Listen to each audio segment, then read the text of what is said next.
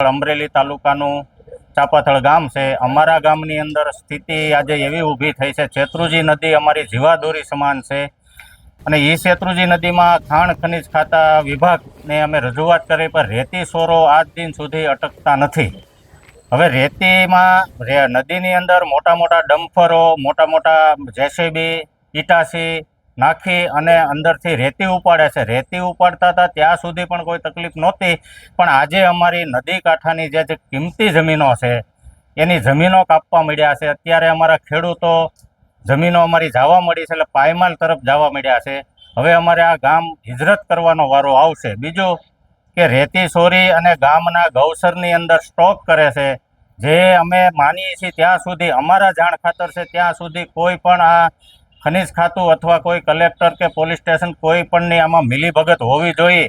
ધોળે દિવસે ખુલ્લેઆમ રેતીના ડમ્પરો ચલાવતા હોય અને અમે વારંવાર રજૂઆત કરવા છતાં પણ કોઈ પગલાં લેવામાં આવતા નથી। આ અમારી ગામ વતી અમારી રજૂઆત છે। આજે અમે કલેક્ટરશ્રીને આવેદનપત્ર આપ્યું તો કલેક્ટરશ્રીએ એવું કીધું છે કે ભાઈ અમે નક્કર પગલાં લઈશું। પછી ત્યાંથી અમે આ ખાણ ખનિજ વિભાગમાં આવેદનપત્ર દેવા આવ્યા છીએ, તો સાહેબે અમને આશ્વાસન આપ્યું છે। હવે અમે જોઈએ છીએ કે કેટલા દિવસમાં આ વસ્તુ બંધ થાય છે। જો આ વસ્તુ બંધ નહીં થાય તો અમે દિન 7માં અહીંયા મામલતદાર કચેરી આગળ ઉપવાસ કરીશું, જન આંદોલન કરીશું।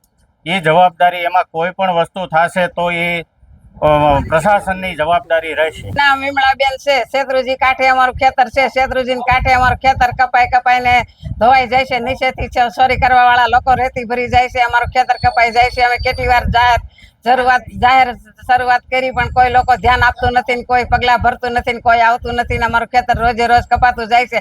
તો અમારું ખેતર હાવ કપાઈ જાય પછી વયું જાય પછી અમારે શું કરવું? અમને કોણ ખેતર આપશે? શેના હિસાબે અમારે ખેતર કપાય તો તમારે રાત અવરાવાર આવી શેની હિસાબે રેતી ભરવા આવે છે અને કેમ કોઈ પગલાં લેતું નથી?